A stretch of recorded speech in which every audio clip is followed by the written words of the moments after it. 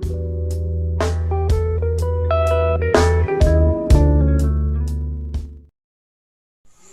my name is Jeremy Roger P. Di Jessica. So my question for today is, what are the benefits of Philippine literature to our society?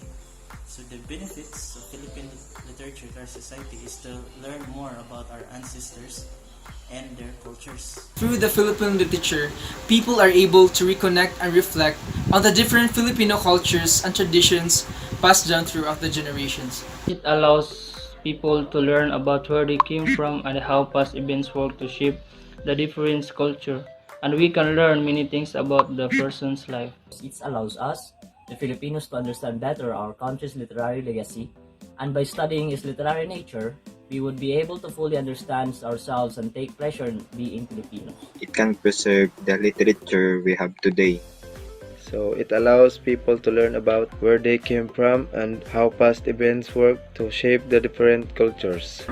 How does Philippine literature affect my life? Our Philippine literature help broaden my imaginations. It improves my creativity and inspired me to learn to express my feelings, imaginations, and thoughts. Philippine literature enhanced my creativity and imagination on how to express my knowledge through literary works.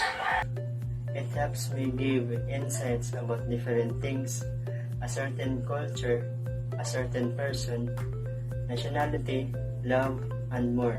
Our Philippine literature helped broaden my imagination. It improved my creativity and inspired me to learn to express my feelings, imagination, and thoughts through poetry and short stories and other types of literary works. It affects the way we live right now in terms of attitudes, belief, and traits. It made me see how our culture and perspective affect each one another in different ways. It allows youth to express thoughts, shares ideas, trace histories, and tell stories. It gives me a reminiscence of the sacrifice and courage of our heroes and ancestors that encouraged me to do something that will bring importance to our country and fellow men. What is Philippine literature for you? Philippines literature is literature associated from prehistory through its colonial legacies and into the present. Philippine literature is associated with the Philippines from prehistoric through its colonial legacies. In my opinion, Philippine literature is a treasure that must be kept or preserved and must be taught to the future generation. So, Philippine literature reflects the norms, values, and traditions of Filipino culture and the Filipino people. For me, Philippine literature is a link to the country prehistory, colonial history, and current state. Also, Philippine literature, known in Tagalog as Panitikan, is regarded as a masterpiece. It is influenced by our cultural and traditional. Philippine literature is a legacy of every Filipino writer to the nation as their works inspire, teach, and express Philippine heritage and the ideas and feelings of the Filipino people. For me, the Philippine literature serves as the building blocks of our country's history. Philippine literature inspires empathy and gives new perspective in our life.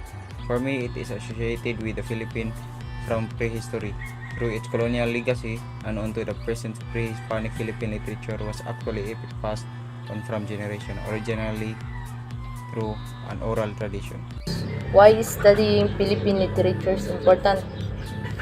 For me, the importance of studying Philippines is we can gather a better understanding of our cultures and have a greater appreciation of them. Because literature allows a person to step back in time and learn about life on earth from the ones who walked before us. It is important because it gives us a deeper understanding of where we came from. Through such a study, we will realize our literary limitations conditioned by certain historical factors, and we can take steps to overcome them. We need to study Philippine literature because it is an important aspect of our life that we cannot just ignore. We are Filipinos and we can be more Filipino by supporting our local fruits and treasures. It allows students to step back in time and learn life on earth from the ones who walked before us, and gather better understanding on how rich our cultures and traditions are. We study Philippine literature so that we can better appreciate our literary heritage. Philippine literature introduces real-life situations within the experiential background of the youth to the future literacy species. Because it is the basic way to trace our rich heritage of ideas handed down to us from our forefathers. Through the study of our literature, we can trace the rich heritage of ideas handed down to us from our forefathers, that we can understand ourselves better and take pride in being a Filipino. How does Philippine literature reflect your life? With all those novel and renowned world-class linguists in the Philippines, our literature somehow influenced me to broaden my imagination and inspired me to learn to express my feelings. It can reflect my life through appreciating our literary heritage to determine my identity as a Filipino and to be proud of it. It influences me and makes me understand the every walk of life for being a Filipino, and it inspires me and gives me a new perspective. Philippine literature has influenced me so much that it became my way of thinking and feeling towards the appreciation of the beauty of life. It teaches me to look at life from different perspectives. It reflects on my life to appreciate Filipino identities through literature, through our literature and culture. Philippine literature gives me the great opportunity to know the tradition of every Filipino.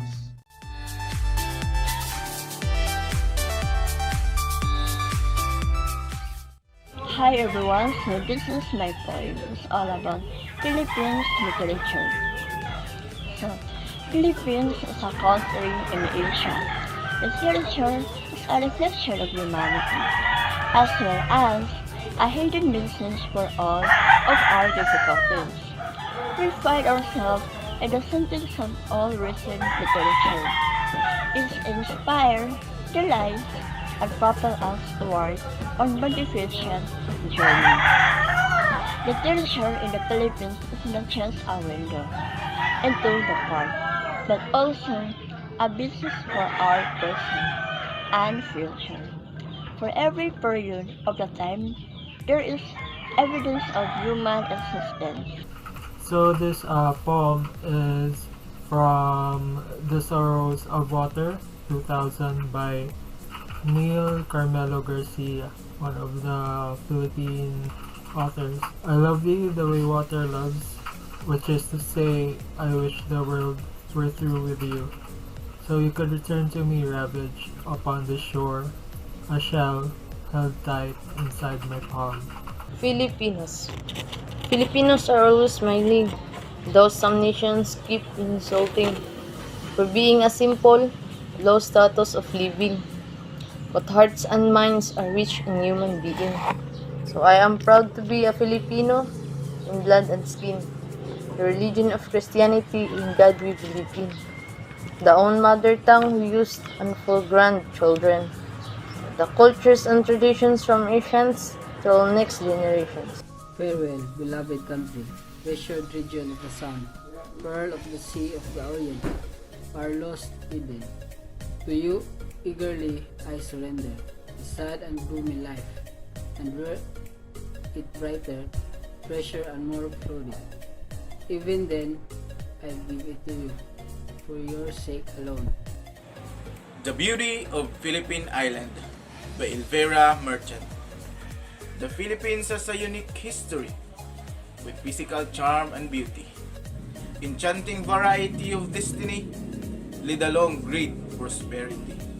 An island emerged as far east, first receiver of sun rays, featuring wide range of excitement to those people once desired to visit. A prehistory through its colonial legacies, through love, sorrow, and happiness, passed from generation to generation, through an oral tradition, and that helped me broaden my imagination and improve my creativity and thoughts through poetry. Along down the ages, we appreciated the literary heritage. As Filipinos who truly love our culture and have pride, makes us widely proud and inspired. The title of my poem is Teacher. So, in Tagalog, Guro. So, salamat aking guro na sa akin nagturo kung paano magsumikap, abutin ang pangarap. This is the poem by Citizen of my retreat. But when the wind raged in the darkness of the night, the unique waves commenced their agony. Across the airway cries that terrify the spirit, a chorus of voices praying, lamentation that seems to come from those who long ago drowned in the sea. Ode to my angel, fly me to your heavenly garden of peace. With your pure and perfect pellet wings, carry me to my fairest hopes and dreams, and put my feet up on your red roses bed. To my muse by Sirsal. Invoke no longer is the muse, the lyre is out of date. The poet is no longer used, and youth is inspiration now imbues with other forms and state. If today our fancies out of verse would still require. So, this poem is entitled Magsasaka. Magtanim ay di biro, maghapong nakayuko. Di naman makayuko, di rin makaupo. The Place You Love to Be, written by Georgia Liana Benedictus. Have you ever been to the Philippines? My true country, the place you need to see. Look for all its natural beauty. Travel across by air, by land, by sea. Enjoy all the beautiful sceneries. The pearl of the Orient as we know it, where the sun rises like the golden rays. Pagpapalipas oras, sapagkat sabi mo, hindi bukid ang oras na maaring sukatin kung ilang ektarya o dagat na masusukat kung ilang milya. Ang paghihintay sa minamahal ay sintagal lamang ng kakayahan ng pusong magpatuloy sa pagtibok. Minsan ba Hector M. Reyes? Ni minsan ba'y ninais mong sukatin ang pagitan ng bawat tibok ng aking puso upang iyon malaman kung gaano katagal akong naghihintay sa pangako ng kawalan? Ni minsan ba'y ninais mong tanglawan ng aking kinasadlakang nagbabalot ng karimlan kahit man lamang sa buong magdamag hanggang magisnan ang bukang liwayway? Unbend the burning words in numbers rule. They were the light in which I learned to sing, and still the sea will kindly fancy blue at the smile as wind in younger years.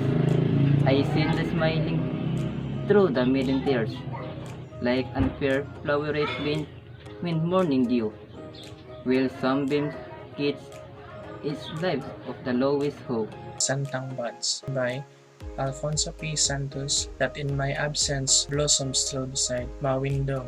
Crimson buds like crimson pearls, ever faithfulness they bloom unchanged, unfailing like memories of home. Now is the time, the season of their blooming, an hour less, an hour more, yet stays. So, my poem is entitled Guro. Si Guro ay bayani. Ang kanyang isip ay lagi. Hindi kanyang sarili, kundi lahat magwagi.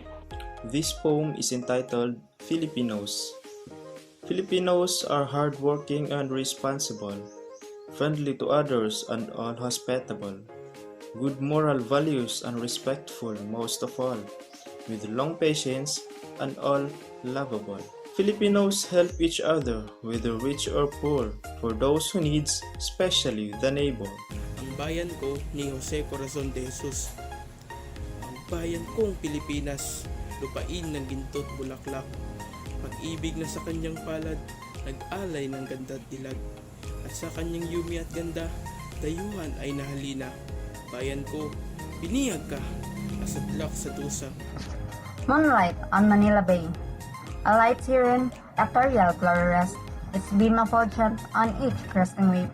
The silver touches of the moonlight wave, the deep's bare bosom that the breeze molest, while lingering whispers deepen as the wavely crest. Roll with weird rhythm, no gain, no chance to grape.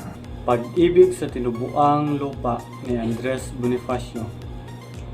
Aling pag-ibig pa ang hihigit kaya sa pagkadalisay at pagkadakila, gaya ng pag-ibig sa tinubuang lupa. Aling pag-ibig pa, wala na nga, wala. Ulit-ulitin mang basahin ang isip at isa-isahing talastasing pilit ang salitang buhay na limbag at titik. Nang sangkatauhan ito'y namamasid. What Filipinos is Like. Short Stories in English by Eliza Ponce. Literature indeed served as a living testament on how rich and diverse even before our country is in terms of cultures and tradition. Through the work of the Philippines, the best literary authors that represent the literary and cultural treasures. Unforgotten. Blood stains, oppression, deprivation, devastation. Are we supposed to remain blind in this nation? Our loved land, you were drawn by this painful revolution. How can we be free from this unbearable oppression? No limitangere is the answer. My love for my country is steady, fast, and free. But hey, our story does not come to an end yet. The love against all odds I will never forget. Tie me all you want, beat me, but no one can ever shatter a heart of steel. The love of Florante to Laura remains strong and still. And who will forget Lamang's bravery? His courage and strength heard his tribe plea. Would you believe he too has gone astray? Yet he resurrected to combat for his kingdom liberty. These were the heroic deeds of love and freedom. Our nation wealth, a glimpse of the past, few of the stories I will never forget. Literature is all proximity and nothing, not even thought you are thinking of it, can equal your return. The fix. With it, thoughts fall in place. This mania, this craving. Forget the world as you say it is. Fields become greener, the sun becomes crisper, everyone's prettier, more interesting. The last one is the best of the worst. It is nature's best healer to nature's best cheater. Filipinos by Judith Kempis. Filipinos are hardworking and responsible, friendly to others and all hospitable, good moral values and respectful most of all, with long patient and all lovable. Filipinos help each other, whether rich or poor, for those who need, especially the neighbor. Filipinos are brave and pride they stand for. To protect and fight for country are worth dying for. The beauty of Philippine Island. The Philippines has unique history with physical charms and beauty, enchanting variety of destiny. Lead along great prosperity, an island emerged at far east. First receiver of sun rays, featuring wide range of excitement, known far and wide. I salute to all freedom fighters for saving our country from conqueror, to fight what is right in order for us to see tomorrow's light that shining bright. I am also thankful for their heroic act that makes our country free and to rock. Their sacrifices deserves to be praised because it saves many lives in darkness. Good morning, Mom. I'm going to read a short poem by Jose Garcia Villa titled God Said I Made a Man. God said I made a man out of clay, but so bright he spun himself to brightest day, till he was all shining gold, and oh, he was handsome to behold, but in his hand held he bow, aimed at me who created him, and I said, wouldst murder me, who am thy fountainhead? Then spoke he the man of gold, I will not murder thee. Di si Utsu nga pagkatao, di ka ni Sharilu di Soko. Inihig ka di si Utsu nako, gusto nako nga ikaw.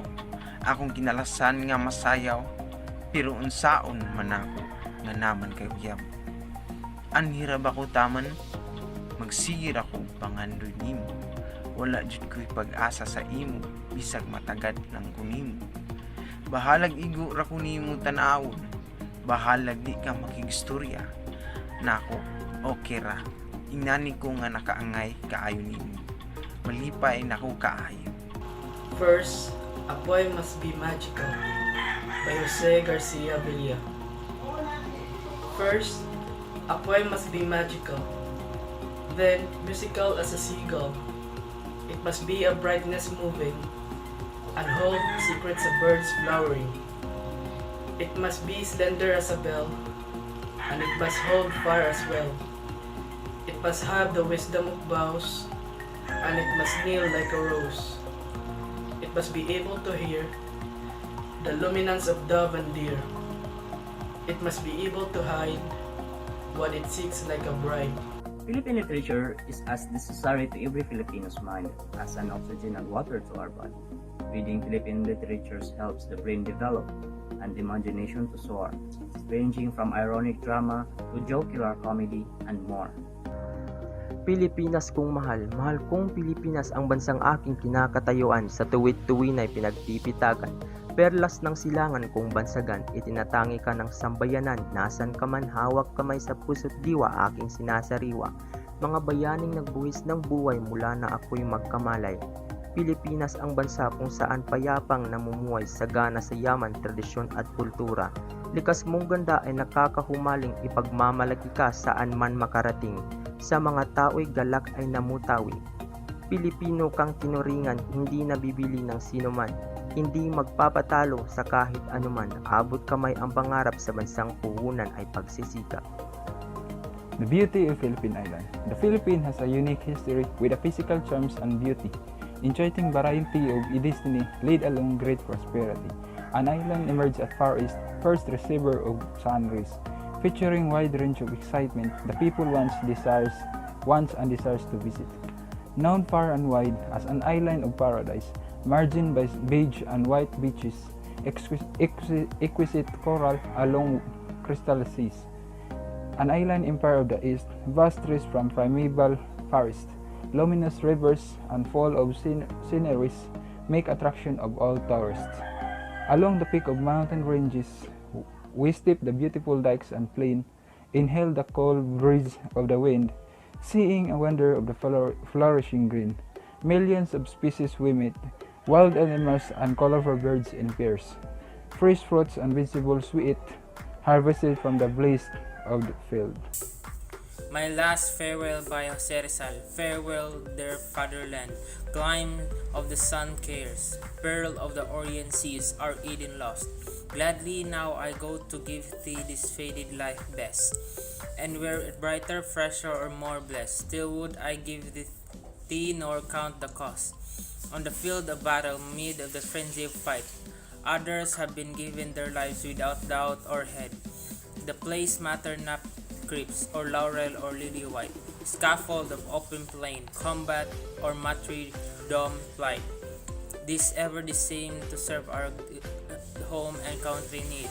I die just when I see the dawn break through the gloom of night to herald the day.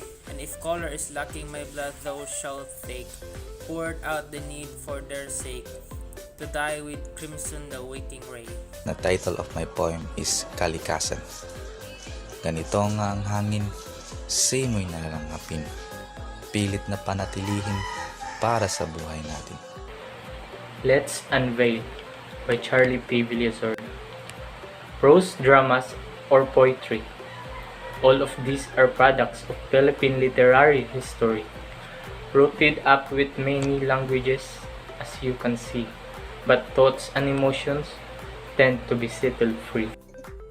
Poem by Jose Corazon de Jesus titled Bayan Ko.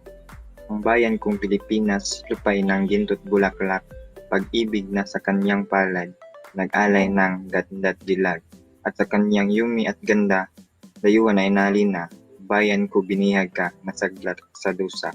Ibon mang may layang lumipad, kulungin mo at umiiyak. Bayan pa kayang sakdal dilag, ang di magnasa makaalpas.